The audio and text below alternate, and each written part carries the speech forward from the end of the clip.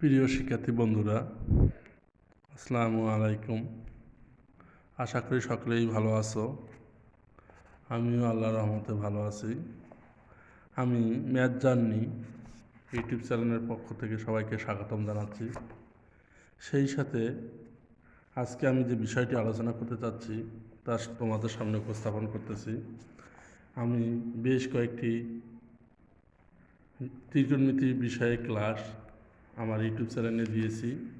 তোমাদের ভালো লাগলে সেগুলো দেখতে পারো, এবং তারই ধারাবাহিকতায় আমি আজকে আরও কিছু ক্লাস তোমাদের সামনে উপস্থাপন দেওয়ার জন্য চেষ্টা করতেছি।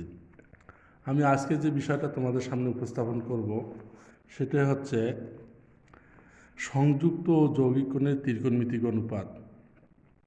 6 নম্বর কোশ্চেন বলছে, নিচে অনুপাতগুলিকে 45 ডিগ্রি অপেক্ষা ক্ষুদ্রতর ধনাত্মক কোণের ত্রিকোণমিতিক অনুপাত রূপে প্রকাশ করো। তাহলে আমরা 6 নম্বরের অঙ্ক যদি শুরু করি, 6-এর 1 নম্বর বলছে যে সাইন 1145 ডিগ্রি, এটাকে আমাদের দেখাইতে হবে 45 ডিগ্রি অপেক্ষা ক্ষুদ্রতর কোণ।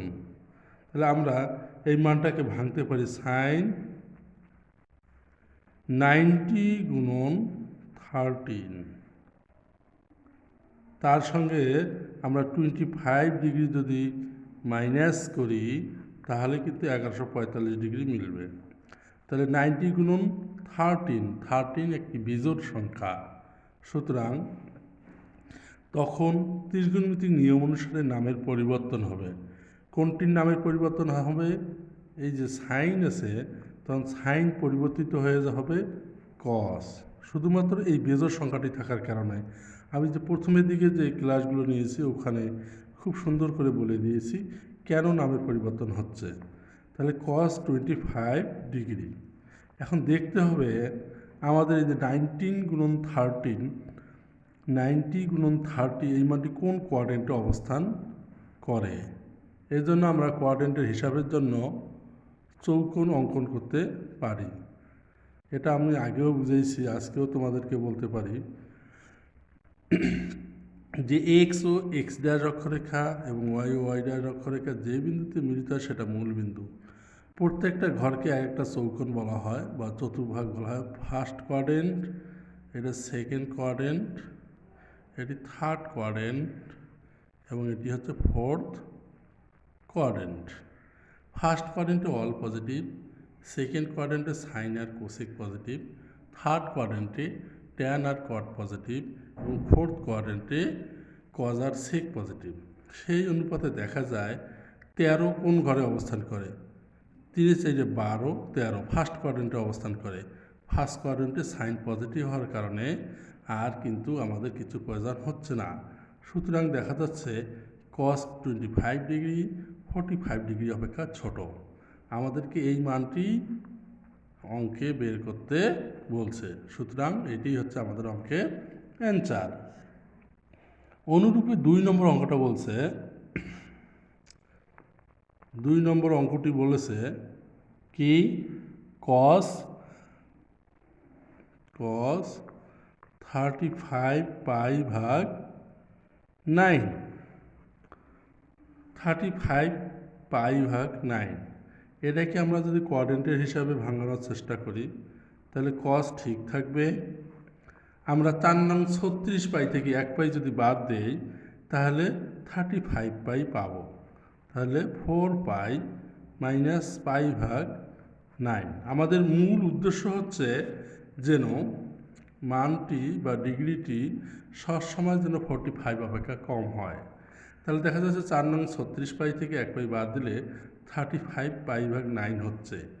এখন পাই মানে 180 গুণন 4, তার মানে 180কে আমরা যদি 90 গুণন 2 করি এবং 90 গুণন 2, 2-এর সঙ্গে 4 গুণ করলে 8 হচ্ছে। 90 গুণন 8 জোড় সংখ্যা, নামের কোনো পরিবর্তন নাই, এবং এই 8 চতুর্থ কোয়াড্রেন্টে অবস্থান করতেছে। চতুর্থ কোয়াড্রেন্টে কস পজিটিভ হওয়ার কারণে তাহলে এখানে আর কোনো মাইনাস চিহ্ন হচ্ছে না, কস পাই ভাগ 9। বুঝা গেছে? অনুরূপে আমরা তারপরে আরেকটি অঙ্ক করতে পারি। দেখা গেছে যে আমাদের এখানে অঙ্ক আছে tan -246 ডিগ্রি। 3 নম্বর অঙ্কটি tan -246 ডিগ্রি।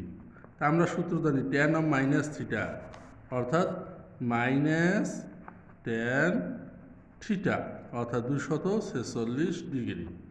তা 246 ডিগ্রিটাকে আমরা ভাঙতে পারি tan 90 গুণন 3,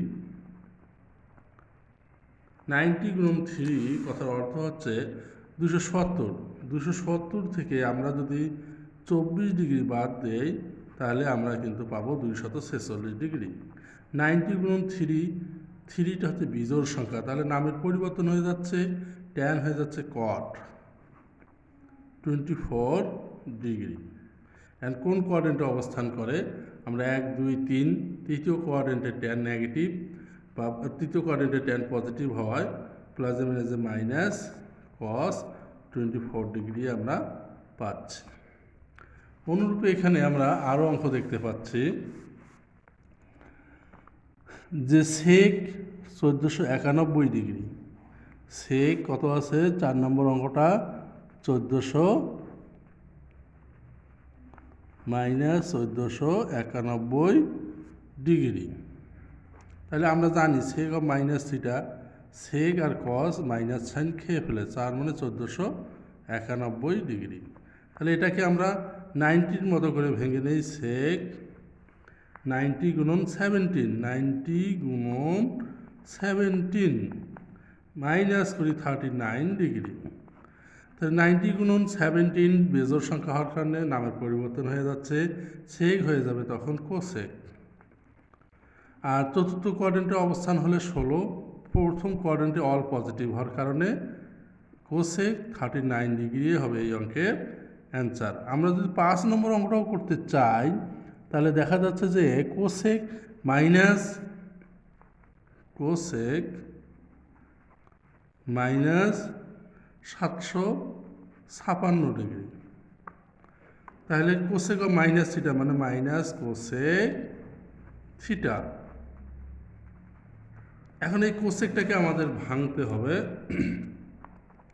তাহলে মাইনাস থাকলো cosec, আমরা কিভাবে ভাঙতে পারি?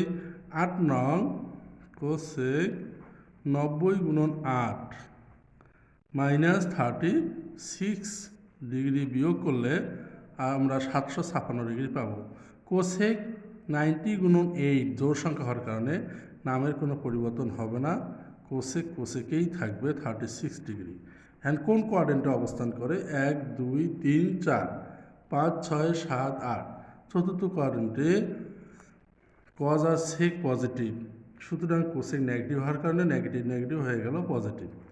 এটাই হচ্ছে এই অঙ্কের অ্যান্সার। আশা করি তোমরা অবশ্যই ভালো করে বুঝতে পারছো। আজ তাহলে এই পর্যন্তই। সবাই ভালো থাকবে, সুস্থ থাকবে।